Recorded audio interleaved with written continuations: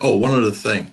Why don't we hold questions till everybody's done, and we can always go back and revisit questions after all four presenters are presented. And when you're 12 and a half minutes are up, I'll kind of wave like that. All right. Yep. Really good. Hey, Victor, go ahead. Yeah. Can you see the presentation? Yes. Yeah. Okay. Good. Yeah. Thank you, everyone. Good afternoon and good morning, wherever you are. And my main aim of this presentation is to share with you some ideas and some thoughts about the challenges that we are going to face when we will calculate the next round of these population estimates and projections after the COVID-19 pandemic. So, and I'm going to exemplify these ideas and these thoughts with the specific case of Mexico, because it's the data and the projections that I know and I produce for the National Population Council. I don't have to tell you, you know very well the importance of these demographic estimates and projections, because they are very important for decision making in a broad of areas, for public policy, for the private sector. And here in Mexico is very important in terms of because the financial ministry shares the budget, the federal budget, among the states and among the subnational municipalities. So it's very important to calculate them very well, and to have reliable estimates and projections. And nowadays, they are going to be used for these vaccination plans. So we have a lot of responsibility to produce these projections more exact as possible. So it's very well known that good historical estimates produce reliable projections. In Mexico, we use all our demographic information from censuses, surveys, and vital statistics that are produced by the National Statistics Institute, the INEGI. And the last census have not an undercount survey, so we are going to assess this undercount with the demographic conciliation, with these demographic estimates. So you know very well that the population projections indicate what will demographic dynamics be if determined economic, social, political, and nowadays epidemiological circumstances occur. So this is the scope of the population projections, and we don't have to lose it in our minds, because it's important to know the limitations of these tools, of this kind of information. And this is because population projections are a tool for decision making, and since the population is the object of such decision making, they are made to fail, even if they are probabilistic. So if we want to change our possible future, it's very likely that these projections, our projections, will be not close to the reality. What about the information for population estimates? We are one. Mexico is one of the countries of the few countries in the world that finished its 2020 census. Is now available. They launched it last week, and it was possible because the census was finished at the beginning of the pandemic. So that was a very casual circumstance that could make a very good ending of this project of the census. So you could think that we are Victor, sorry. Yeah. we're all just seeing your opening slides. Is it supposed to move, or we're still just seeing your title page? Sorry, I don't know what is happening.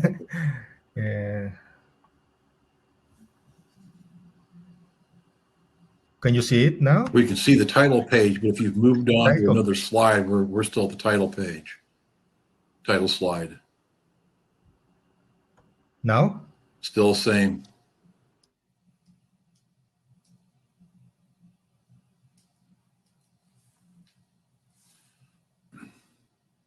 There you go. Now it's different. Yep.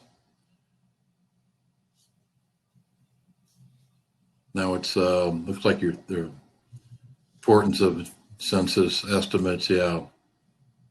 Now we're seeing different slides.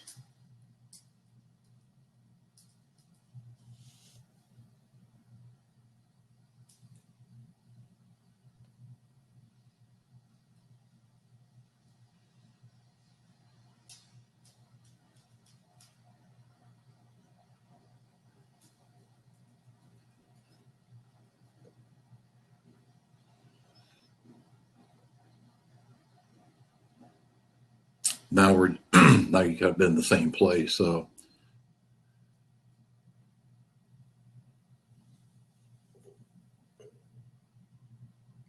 did we lose Victor? I think we just did.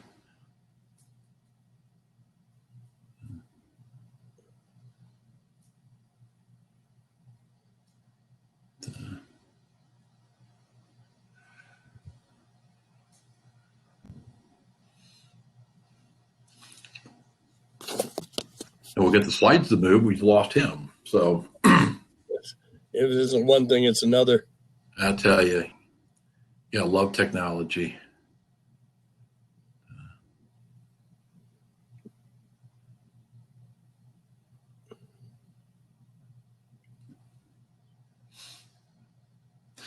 While we're waiting for hopefully Victor to come back, 3 demographers walk into a bar, and one's fertility, one's mortality, one's migration. I'm sure you've heard this old joke and all that. So I know Dave has. Neil, hopefully that was Scott you were just finishing. So he's muted. So I do want to give Victor a couple minutes to see if he can get back connected. If not, Tom or Aaron, which one of you two are going to do the actual presentation? Tom will share the slides, and I'll just chime in on a couple of them. Okay. So Tom will need to be doing the screen share and moving the slides, and you'll be doing the commentary. Okay. Yes.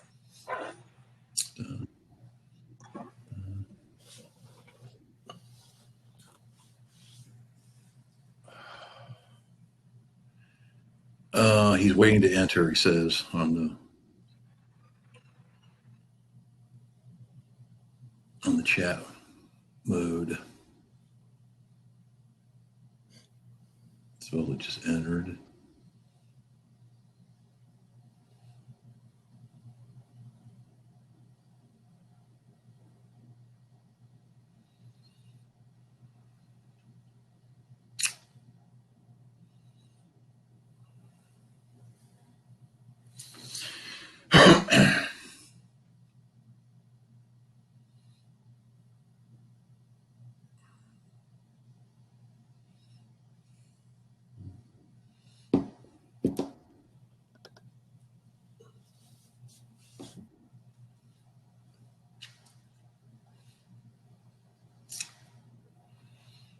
He supposedly has entered. He's stealthy. Yes. Probably needs to turn on the camera and then screen share. Yep. Yeah, he's here. He said, here he comes. There we are. There he is. Welcome Sorry. back, Victor. Sorry for that. I don't know what happened with the PowerPoint presentation, but yeah. Let me share it again. Okay. That's it. So can you see it? Yeah, we can see it now. Yep, and it moved. Okay, good. Thank you. So yeah, I want to be quite fast because of the time. So I was telling you about that we finished the 2020 census, and we have to wait for the vital statistics because there is a delay of 1 year, and we have to wait for the American Community Survey to estimate our out-migration figures. And the strategy that we are going to follow is because the census data is close to the beginning of the 2020, we could do the historical reconstruction from 1950 to 2019 at the national level, and from the 1970s to 2019 at the state level. So we are not going to estimate the 2020 population, but we are going to close our estimates at the end of the 2019. So the 2020 we are going to wait about the figures of mortality in order to know which is the real excess of mortality due to the pandemic. And it will be the jump-off year of the projection. And this is because the last population projections that we did are hybrids. They are both probabilistic and deterministic because we forecast probabilistically each demographic component using a variance of the Lee-Carter method, and the total population by age and sex were projected using the traditional cohort component method, no? So, and taking just the medians of each component. So for 2020, we projected with these last population projections 127 million people, and the last census counted 126 million people. So it was very close. So and this difference, we think that this difference is because if you can see this stagnation in the life expectancy after the year 2000, this stagnation in life expectancy is due to the increase of the homicides and this war on drugs that we have here in Mexico. And the projections, if we because we took the median for the projections, we estimated more survivorship. So, and the last figures about homicides and crime show us or indicate us that this stagnation continue until this year. So, this is the main difference in our projections and in our in the 2020 census. And I want to say that because we modeled the mortality index as an autoregressive integrated moving average model of this order, we are making our time series depending on the past or of the very near past. So we have to be very cautious in the future or to make these next projections in order to control the peak or the decrease of the period life expectancy that we are facing. Because in this slide, I want to show you which is our estimates of the loss of years in life expectancy at national level and of each state. At national level, we until by the last December, we have lost a little bit more of 1 year in life expectancy for females, and a little bit more, very close to 2 years for males. So, and we have a lot of heterogeneity in this along the country. You can see here Quintana Roo, where East Cancun have lost more than 3 years of life expectancy. So this will produce a peak like the historical graphs that we have seen about the influenza, the Spanish flu. So we have to control it, even when we are using time series analysis. So this is the fertility. We don't know what is going to happen with fertility because we could face a faster decrease in the total fertility rate, or we could face a new baby boom. So we really don't know what is going to happen in the near future about fertility. And this is what happened with out-migration and immigration. I'm going to skip it fast. So as you can see here, we were very close in these last population projections with the census. So, but the main difference is that we are aging fastest that we expected.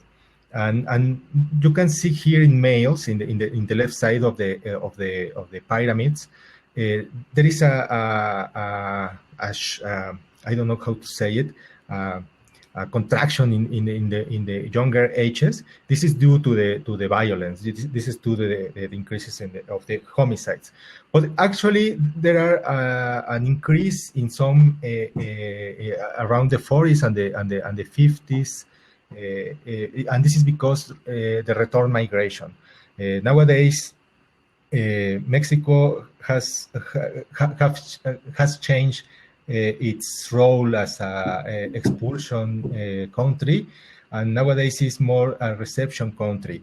This is not mainly from Central Americans, but from the United States, because because of the economic recession, there were a lot of return migration, and these returnees came with their kids who were born in the United States. So they count as immigrants here. So just to finish, which are the challenges that we are going to face? Firstly, the information. We have two scenarios. Countries that could finish the 2020 census before the pandemic, and the countries that are going to finish the census after the pandemic. So with these two scenarios, we are going to, the countries that finish the 2020 census, we can project or to weight the vital statistics and in order to control the effects of the pandemic. The countries that are going to have their census after, they are going to see the effects of the pandemic in their population. So, and two strategies, methodological strategies, are going to be employed. And even if they are deterministic or probabilistic, there is mandatory, in my opinion, the expert opinion, mainly from epidemiologists, because we don't know the long-term effects of the people who were affected by the COVID-19. So we don't know how fragile we will be after the pandemic, and we don't know what kind of diseases we can develop in the future. And this is very linked with the assumptions that we are going to have in the population projections. What is going to happen with fertility? I told you about could be a next baby boom in our countries after the pandemic. and what will happen with the migration, because we are facing after the pandemic a global economic recession. So what is going to how it is going to shape the mobility of people among our countries. And that's it. Thank you very much. Thank you, Victor. Next up, we have Tom Wilson and Irina Grossman, University of Melbourne, evaluation of the best M4 methods for small area forecasting. I guess Tom's going to be showing the slides, and Irina, you'll be doing the commentary. Yes, Tom a few seconds because he's having a bit of trouble connecting. Okay.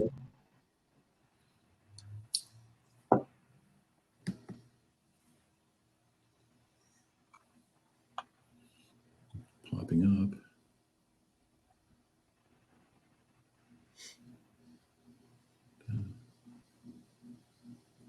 There he is.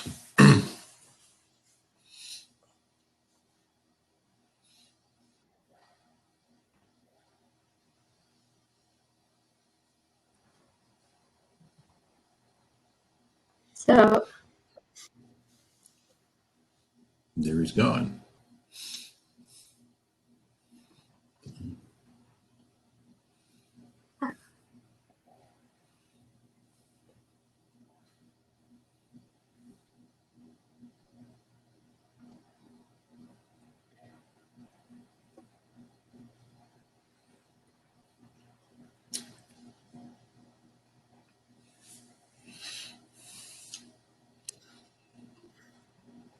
the system keeps logging Tom out. So Okay.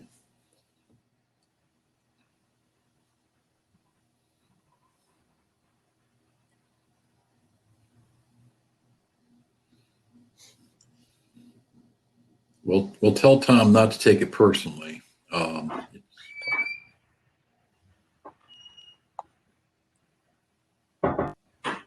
We just bumped him out again. So, Irina, do you have the PowerPoint on your computer that you could screen share and do it all? yes, I have the PowerPoint on my computer. I'm not sure if I can screen share or if Tom can get into the.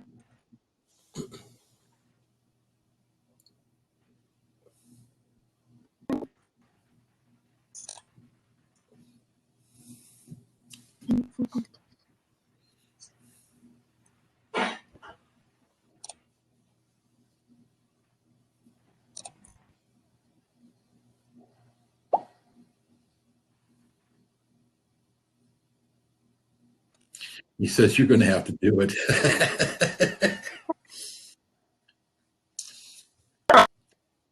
I believe that's referred to as a punt.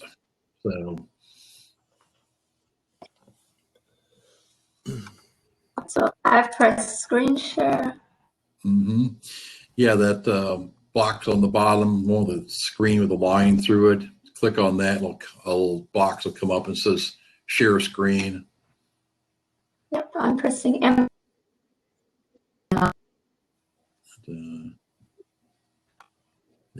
Micro whiteboard and share screen. So.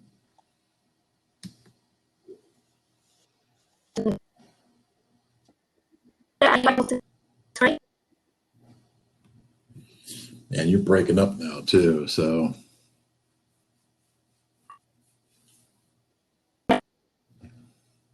No. No. Well, Irina, if you want to, yeah, because you're really breaking up. It's like a poor signal or something.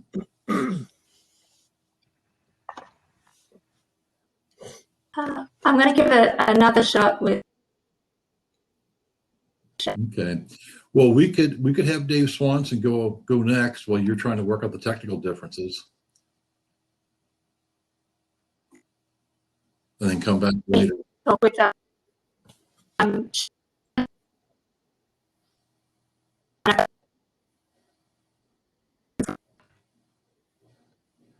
need to. Okay.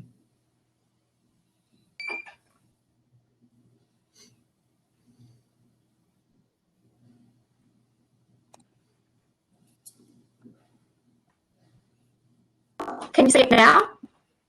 Nope. Oh, She said try refreshing your screen. I hit F5.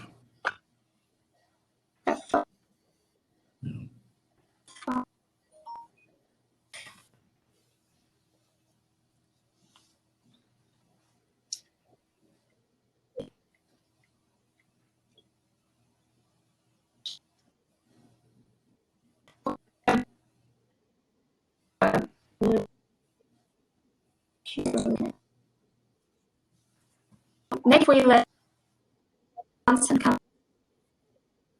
Okay. We'll come back to you later. Dave, are you ready to go? I think so. Okay, well, we'll just skip order here and we'll go right to the internationally renowned demographer David A. Swanson with the University of California, Riverside and the University of Washington, speaking to us today about modeling in the COVID-19 pandemic, a local area perspective. Dave, you want to go ahead? Can you see it? We can see something. It's coming up. Yep. It's still there? Nope. Okay. You see something that says UC Riverside. Yes? Not slides. Look at the top of your, it looks like the top of or bottom of your screen we're seeing. Can Interesting. you click on presentation mode? I did. Okay.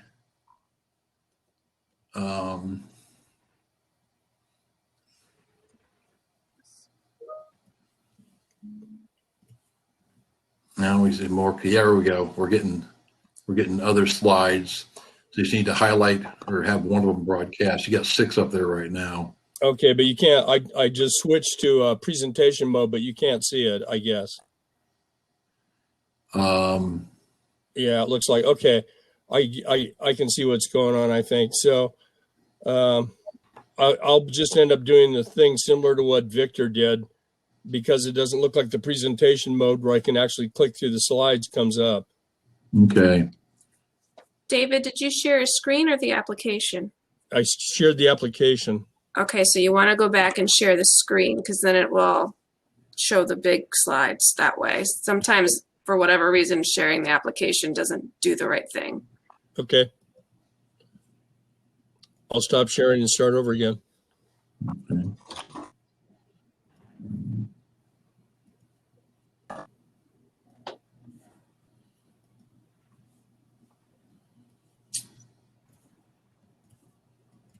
Guess this would be a good time for a commercial break, you know. All right. All right. What So do you see, bring, if anything? yeah, so bring your PowerPoint forward to this screen. However you do that. No, my PowerPoint was up when I did the screen. Okay, so where is it now? Behind the screen? Probably. Okay, can see where it says stop sharing? Yes. Okay, don't click that. Oh shit. Sorry. Okay. That's quick. Sorry. That's okay. Okay, I'm back to the screen. I just wanted you to click your PowerPoint window that's behind the Yeah. oh geez. Behind the browser screen. I'd made it to the end of this conference and that was the first time.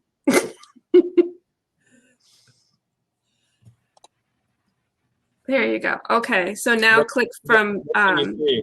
yep, I see your so click from beginning. There you go. There we You're all go. set. All right. Thanks so much, Danielle. You're welcome. All right, so you can see the title there. Yep, you're fine. Okay. So the full paper, to include references, is available for public download at my ResearchGate site. I gave the URL there, but if you just do a search on Swanson and ResearchGate, you'll find it. So here's some background. Modeling even simple aspects of the COVID-19 pandemic is challenging in the United States because of the sparsity of data. It's unfortunate because in local areas is where many battles are being waged against the pandemic. So the driving force behind this paper is the development of a simple model framework that requires only sparse data so that people living in counties and small towns will have some idea what they might be facing rather than remaining in the dark. And this is aimed at the onset of a pandemic. So the method, using simple geometric models with cumulative daily counts of confirmed cases and impact analysis framework, I developed a baseline forecast for Whatcom County, Washington, early in the initial surge to the expected peak in the absence of containment measures, and then updated the baseline with subsequent forecasts that indicated the efficacy of containment measures imposed by the governor of Washington. For those who are not familiar with the state of Washington, here's a map of its 39 counties. Whatcom County is in the upper top part of it, in the border with Canada. If you go down 3 counties, Skagit, Snohomish, and King, that's where Seattle is. If you go down to the bottom where you see Clark, Skamania, that's the border with Oregon. And if you go over to the left where you see Spokane, Ponderay, and Whitman County, that's the border with Idaho. So the baseline forecast of March 29th, which I'll come show you in a second, showed that in the absence of any containment measures, there were 6,151 total confirmed cases expected by April 25th. And that was the date, according to various health departments in the state of Washington and the Whatcom County Health Department, we expected the surge to reach a peak. Here's what the simple geometric model looked like. So what you're seeing with the blue line is the cumulative cases, and with the orange line would be the daily cases going out to April 25th. I then did an update on April 3rd, which showed that 2,696 confirmed cases were expected. This reduced the initial rate of growth by 2.47% less than a week, from a daily rate increase of 1.158 to 1.1298. What this suggested that the containment measures imposed by the governor led to a 56% reduction in the cumulative number of expected cases by the time the surge was expected to peak on April 25th. So what this showed to local officials and the general public was that the sacrifices with social distancing, the closures, the masking, et cetera, was really having an effect. Here's what it looks like. So what you're seeing again on the blue line here, that's the initial baseline forecast. What you see in the gray line was the week later, what it showed using the same data, but with some more data added to it. Big difference. Then I did a second update on April 10th, and that continued with more good news. It looked like it brought an 82% reduction in the total number of confirmed cases relative to the baseline as of the expected surge peak on April 25th. Again, you can see here's the initial baseline. Here was the first update. Here's this next update. Again, what this demonstrates is that the containment measures were definitely having an effect in Whatcom County, Washington. I also had more data, so what I could do is start to explore some more complex models, exponential ones and other ones with 17 days of data fitting. So I then was able to turn to the statistical software I use, NCSS, the number cruncher statistical system, and look at different types of models to fit them. And this also gave me a way to kind of evaluate how well the simple geometric models might be doing.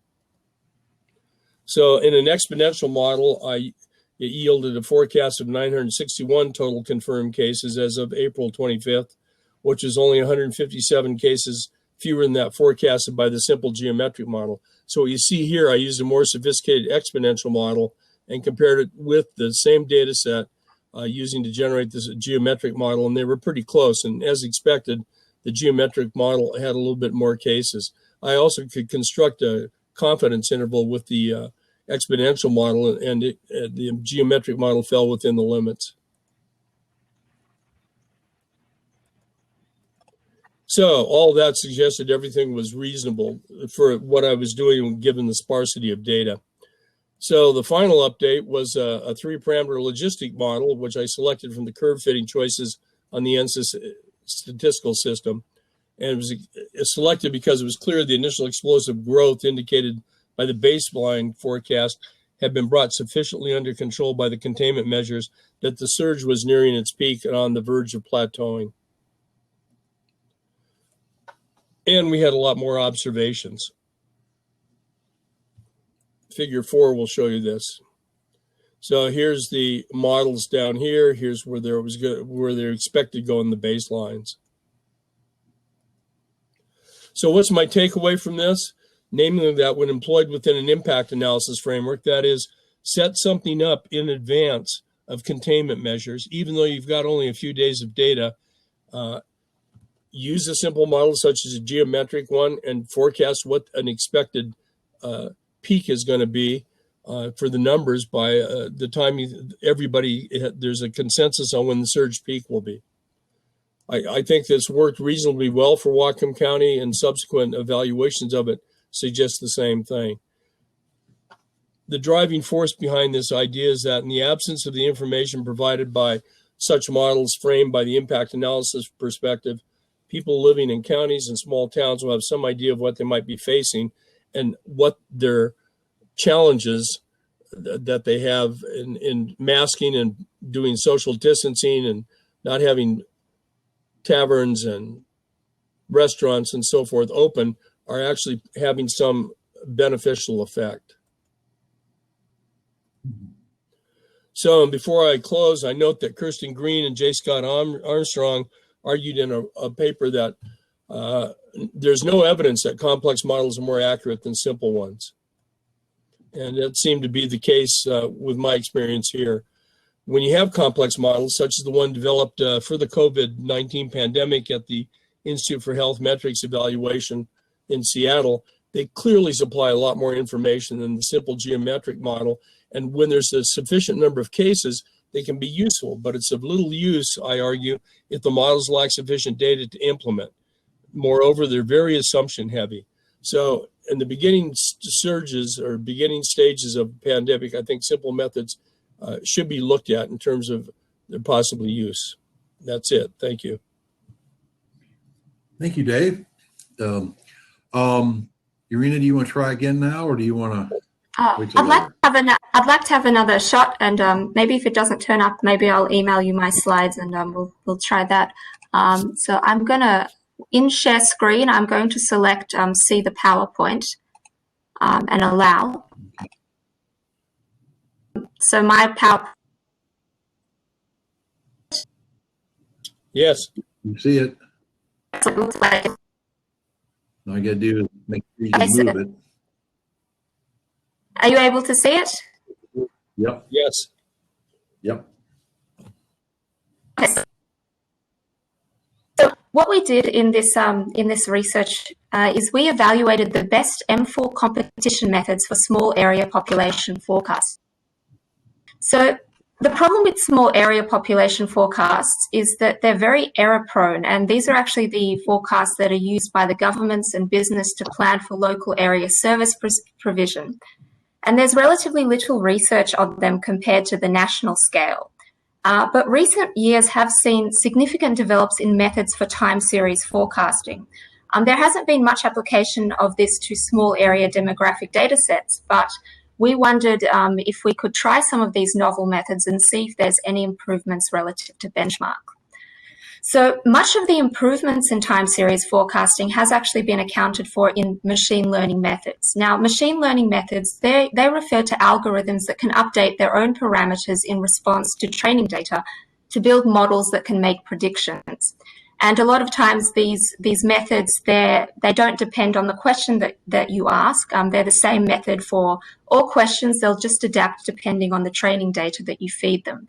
But they require a lot of data often to do well, and data processing for these methods often in time series into multiple exemplars of what a forecast can look like. So you can turn it into what is called a supervised learning problem.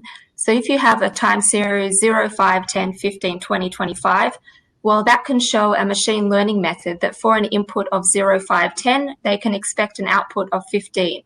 For an input of 5, 10, 15, you can expect an output of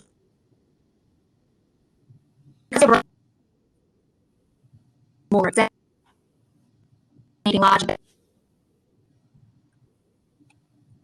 So one of the ways that new methods are evaluated, and one of the big ones that the M4 competition. And they look at whether a lot of the methodologies that are large has a range of domains, including demography, but also economics. And the results were featured recently in a special issue of the International Journal of Forecasting. So interestingly, pure machine learning methods actually did pretty badly in this competition. And most of the top 10 were made up of combinations, particularly combinations of statistical methods. But the first and second place entries both included machine learning and statistical elements in their method. So our aim was to take the top 10 methods from the M4 competition and then apply them to small area data sets and see if they could beat our two simple benchmark models. So for our data, we took resident populations for SA2 levels data from Australia and New Zealand. The time series for Australia was from 91 to 2016 and 6 to 20. It was closer to 2000 for New Zealand. So what we then did is we did 5 and 10 year, pulled out the last 5 years of the last 10 years of data. So we would have jump off years of 2011 and 2006 for the Australia, 2015 and 2010 for the New Zealand data. And then we put them through, we put each of the M4 methods through, and the top two, and the winner by far was the SMIL method, and that was a hybrid model that included a recurrent neural network and an exponential smoothing formula. And it was considered hybrid because you're actually elements sequentially. And the second place method actually did best on the demographic data, and that was actually a combination of 9 forecasting methods, and you only use the machine learning to actually calculate the weights. And the weights were calculated using a gradient tree boosting based learning model. So our two benchmark models were the linear exponential model and a constant share of population and variable share of growth average. Themselves evaluated hundreds of methods and combinations on statistical methods. So they have been shown to do well specifically in this competition. By looking at the median absolute percentage error, and we also looked at the percentage of bad forecast. At the end of the day, you don't want too many of your areas to be off by more than 10% after 5 years or 20% after 10 years. Of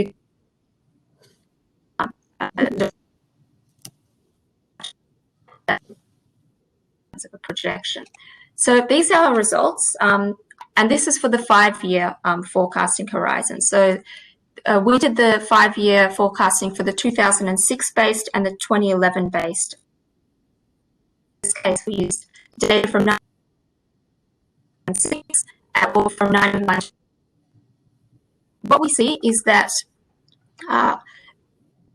similarly from 2010 and 2015, and we're not really seeing anything beating our benchmark by too much. But what we are seeing is that the SMIL method does very badly when it comes to the 2010 based New Zealand forecast, because it was actually the best performer for the 2015 based forecast. And I think one of the main reasons that we included this is just to show that these complex machine learning methods, they might work when you have a longer time series, but when you have the shorter time series, the classical methods actually to do worse. But it was sort of an important comparison to keep up. So when we go to the 10-year forecast, we see a very similar pattern. So for the 10-year forecast, we only had sort of the shorter time series, and SMIL did much worse. And it was pretty consistent across the board, but we can't really say that anything really beat the benchmark by too much.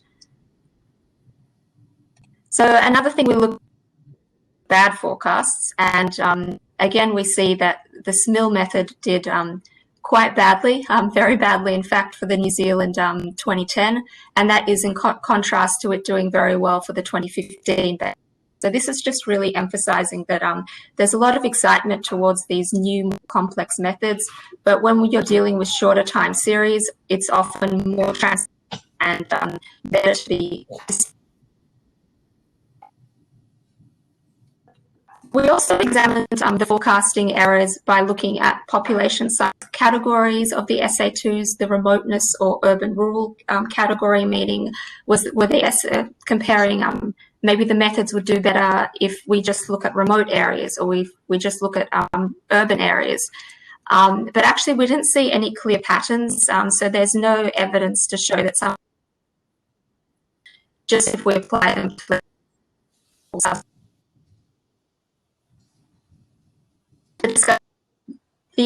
none of the M4 competition methods consistently outperformed our benchmark models. And there was also considerable variation in performance of methods between countries. So I think the question there is, why did the M4 methods not produce lower forecasting errors? And firstly, our selected benchmark models are already very good. They're constrained to the national forecast and themselves evaluated against a large set of other models, and they just did better. So the bar was already very high. Also, the M4 methods, they were created for a large data set. So it was 100,000 time series from different domains and also from different time frequencies. So that some data would be yearly, some monthly, and so forth. And often a limitation was only the methods that were able to crunch that large data set were actually able to be submitted. So just too slow to go through all that data, and maybe those methods might have worked better for demographic data sets. And I think our main problem is the short time series, and when it comes to machine is when you have more data. Working with uni, a couple of years of data, I think really so there's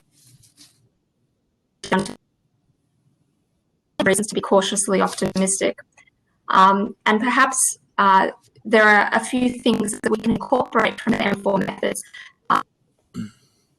demographic approaches. So, for example, the second place method, which just uses the machine learning approach to calculate weights, that did very well on the demographic data. It did very well in the competition, and it also did quite well with our data. So perhaps if we can improve our benchmark models by calculating the weights using the machine learning approach rather than just doing half plus half.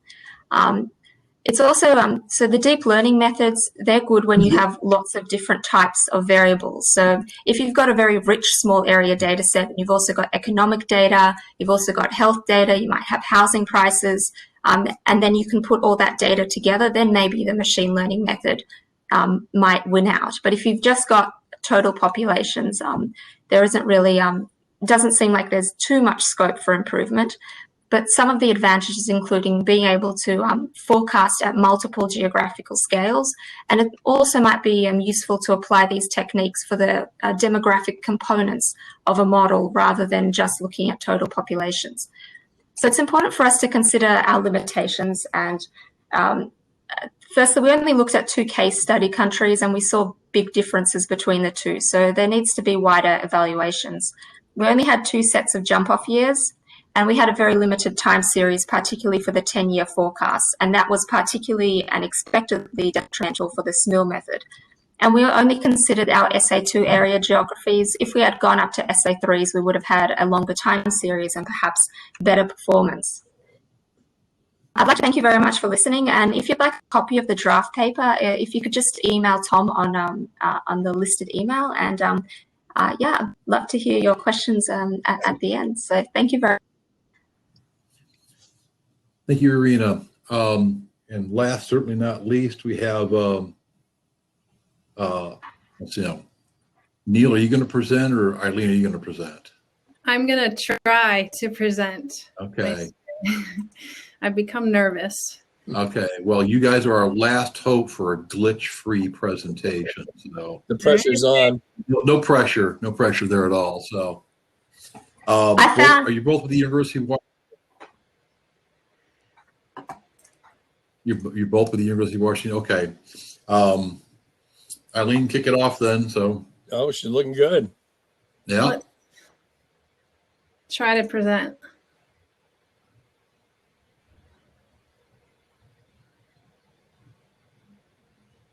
Okay, it looks like we're in business. Applause, are. applause. Yeah.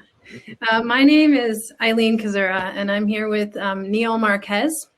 And we're going to talk about a project that we both worked on along with some other colleagues at the University of Washington beginning this past summer to create small area projections for King County, Washington. So this project was a collaboration between the University of Washington's Population Health Initiative and Center for Studies in Demography and Ecology, brought together 6 students from a range of disciplines, and we partnered with King County's Public Health Department and the Demography Office at King County. In this presentation, we'll walk through our background and aims, describe our methods and validation techniques, and then share some results in our visualization tool and wrap up with some future analysis. So David Swanson gave us a nice background of some of the counties in Washington State. So this project focused on King County, Washington, which does include Seattle. So it's in the upper northwest corner of the contiguous United States. And it's a rather large county, both geographically and in population size. It's the 12th largest county in terms of population in the United States. And it's seen really unprecedented growth over the past 30 years. And with this growth, it's also had increasing racial and ethnic diversity. Of course, these changes are not distributed evenly across the county. Planners are really interested, like we've discussed, in having detailed small area projections, knowing that populations aren't evenly distributed in space in order to target resources. So we can imagine that areas that have a high density of children, for instance, might want to plan for additional primary schools, whereas areas that might expect large densities of older age individuals might plan for specific medical facilities. King County is also really interested in understanding racial and ethnic clustering across the county in order to equitably target resources and further understand and address segregation. As has also been noted, these needs and desires of planners and demographers coincide with an absence of the fertility, mortality, and migration data that underpins the traditional methods for creating projections. So this project was an attempt to kind of meet that or fill that gap. So our project had 3 aims. The first was to produce projections to 2045 at 5-year intervals. We did this at the census tract level and split out by sex, age, race, and ethnicity. We then provided some insights based on these projections and developed a visualization tool. So I'm going to hand it here to Neil to walk through methods. Can you go to the next slide? Yeah. So in order to accomplish this, we relied on population estimate data from Washington State Office of Financial Management, OFM, and their population estimates in between census years by 5-year age groups, by race, ethnicity, and sex at the tract level. And the data that we used in order to fit the parameters of our model were from 2010 and 2015. In order to validate our model, we used some well-known projections made by other organizations that made population forecast at various granular levels for King County, which included OFM's, the Office of Finance and Management's county-level projections by sex and age, as well as the Puget Sound Regional Council's tract-level population projections. And next slide. So we build off of the Hamilton-Perry method, which is a variant of the cohort component method. The biggest difference being is that it only is reliant on population data and not fertility, mortality, and fertility, mortality, and migration data.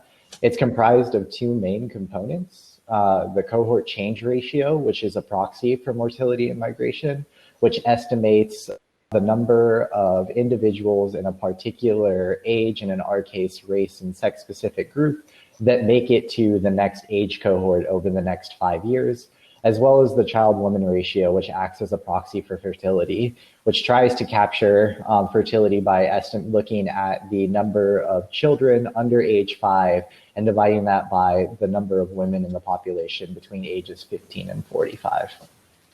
Next slide, please. As you can imagine, the HP method with small numbers can have some runaway growth problems with it.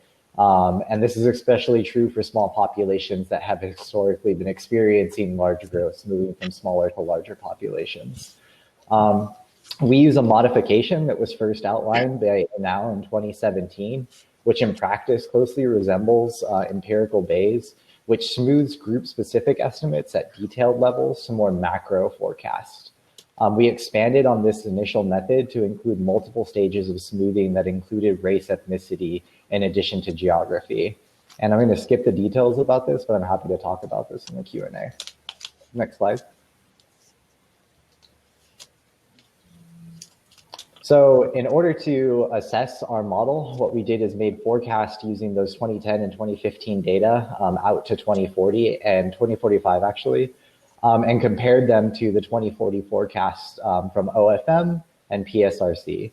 In this slide, the data is in red. Our forecast estimates are in blue, and PSRC and OFM's estimates are in green and purple, respectively. And as you can see at the total county level, our estimates fall right in between the two of their forecasting estimates. On the next slide, we show this breakdown by age, which is how OFM makes their projections. And when we look at the details by age, we can see as well that our estimates are pretty in line with what OFM is producing for their age-specific forecasts as well, although we deviate a bit in the older age populations, projecting a smaller age 65 plus than what OFM is predicting. In addition, we can compare against PSRC's small area estimates and look at where they believe population growth is going to happen compared to us. And so what we do is compare the ratio of our 2040 estimate to their 2040 estimate. And while a bulk of the estimates fall within a 5% margin of each other, there are some outliers that are predominantly driven by economic factors that PSRC incorporates into their model. Next slide, please. So we can dig into some of our results that allow us to do things that other forecasts can't do, in particular by looking at sort of the racial and ethnic breakdowns of what we're seeing within the county. Probably most interesting, much like national projections made by the census out to 2045, our own projections estimate that the share of the white population is the non-Hispanic white population, is projected to decline to below 50% by 2045, making King County a minority-majority population at that time. In addition, the fastest growing groups that we predicted are the 2 or more race groups, Asian and Hispanic populations. But as Eileen had mentioned before, and on the next slide we can see, this population growth isn't evenly distributed in space. And the places that we're expecting these populations to grow the most are actually outside of the city center and in the peripheries of King County and more suburban areas. Next slide. But of course, we couldn't go into all the results that we wanted to explore. And because we were working with collaborators at King County, we wanted to enable them a way to look at the results. So we built a visualization tool, which we have a link for, and we're happy to share with you in order to explore the different dimensions and different breakdowns that you might want to analyze with this data set. And with that, I'll hand it back to Eileen. Great. So just to reiterate, our major contributions here is that we adapted methods that had been previously described to create these small area projections at a level of granularity that was not previously available with locally available products, and then moved forward with some validation methods. And we also built this interactive visualization tool to allow planners to really kind of derive the insights that were most important to them. And then since the summer, we've also been working on making our code available so that this methodology can be reproducible in other areas. And then finally, we are doing some further work together as a team. And a couple of the things that we're working on include some further validation techniques. We are using a holdout approach and comparing against both simple linear extrapolation and the products that we have previously described. We're also interested in providing some measure of uncertainty, some sense about how confident we are in these estimates so that planners can use them really wisely. And then finally, Crystal Yu from our team is really spearheading an effort to extend this project to the entirety of Washington State. And in doing so, she's exploring some different smoothing strategies. So we have a lot of people that, I think I have an acknowledgement slide. We have a lot of people who supported us on this project that we want to thank, and that's all we have. So thank you. Thank you very much, Neil and Eileen. Now we have about 12 minutes left for questions. So if anybody on the panel would like to ask any, go ahead. And anybody wants to type it in on the chat, I can read it to whoever it's directed to. Anybody want to open up?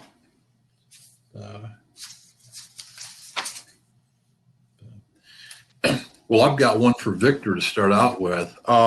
It just had stats come out from health department in UK that their early research is showing that 85% of their COVID deaths were population over the age of 70.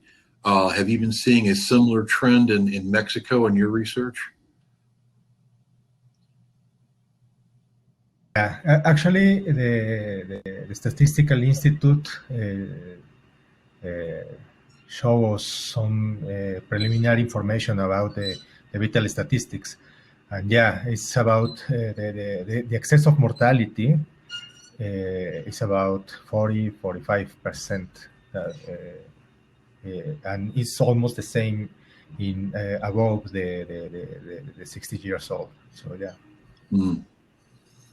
No big differences in between the north and the south or by age structure or anything? Oh, no, yeah. There are differences along all the country. Mainly, it is the epicenter of the pandemic is here in Mexico City, but there are a bunch of differences because in the south, the excess of mortality is around 20-30% higher, and here in Mexico City is around 50-55% higher. Okay. Anybody else have any questions?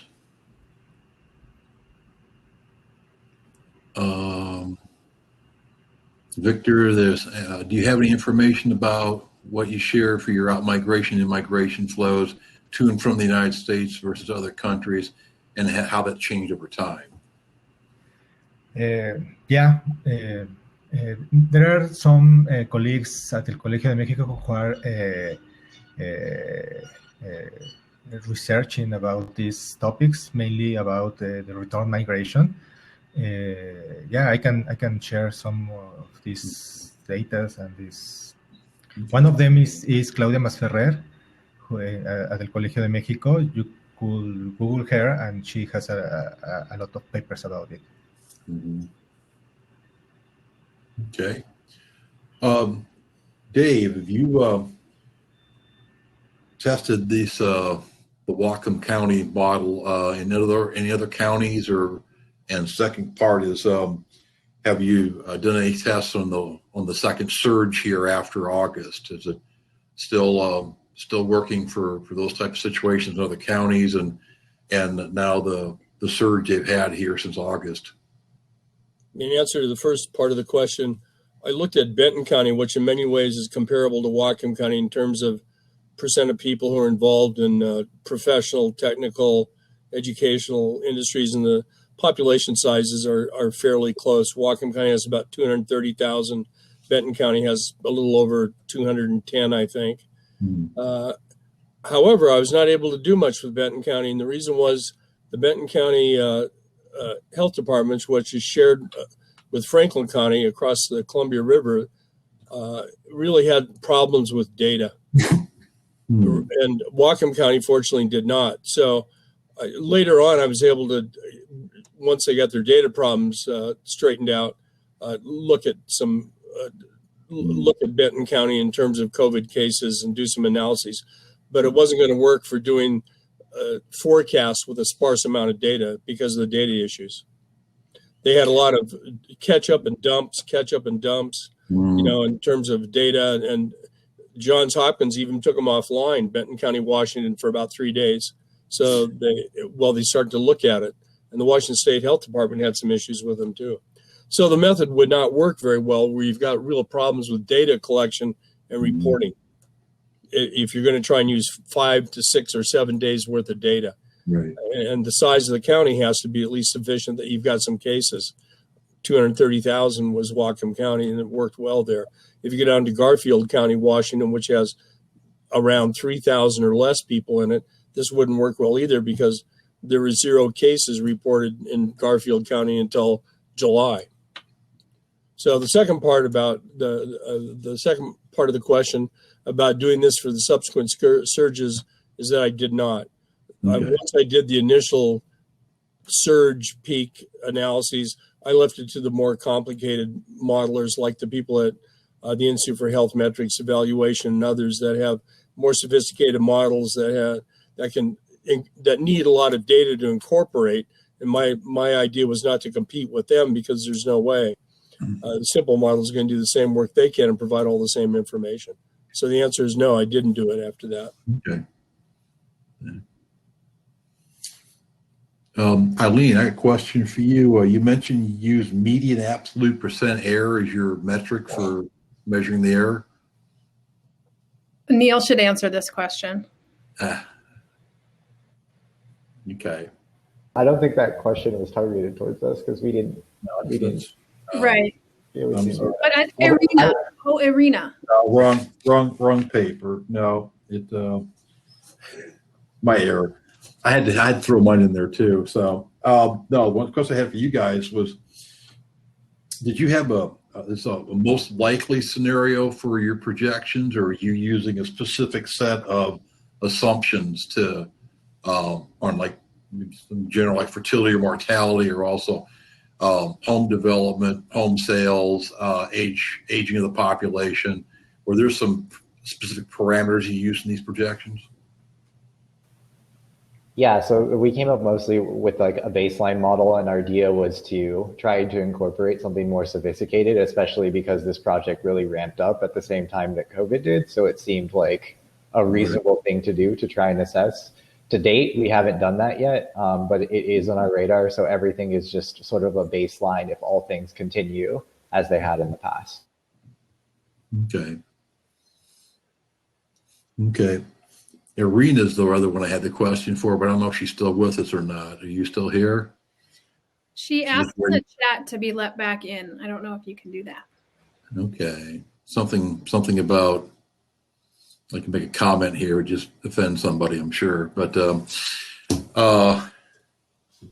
she come back in because I wasn't kind of interested why she would use median absolute percent error instead of mean, like you usually see in most forecast evaluations. But does anybody in the panel have any questions for anybody?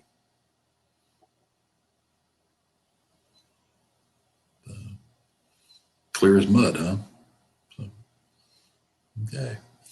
Well, if there's one thing we've definitely showed today, that COVID's definitely made it interesting to be doing kind of forecasting or estimation these days. So, and I believe the impacts of that not only on mortality, but also migration and Victor mentioned the fertility. I, for one, don't think there's going to be a baby boom after the COVID era is over. It might be quite the opposite. We're going to present a lot of challenges to the future. methodological issues that we traditionally haven't considered.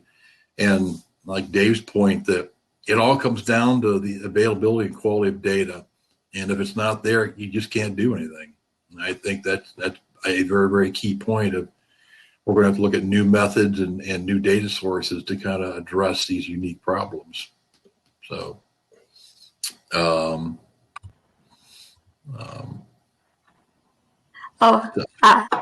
There you, you are. Drew. Sorry, we did use the median absolute error. I just misspoke, so apologies for that. Okay. See, actually, we're listening, so.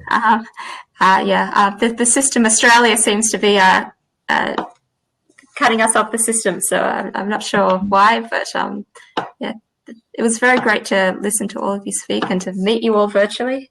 I hope that we can all meet in the real world sooner rather than later. Also hope for that as well. Well, it's 4:15 here on the East Coast, so we're all in different time zones, I think. But thank you all for presenting today. Very, very useful, beneficial, and I'm sure you'll be getting requests for your PowerPoints from multiple sources in the near future. And I think we're the last session, aren't we? So, first virtual Applied Demography conference. Next year, hopefully, yes, we'll be doing it in person someplace. So, thank you all for presenting today, and we'll see you in the near future. Thanks, Jerry. Thank you. Thank you very much. Nice to see you. Thank you. Thank you.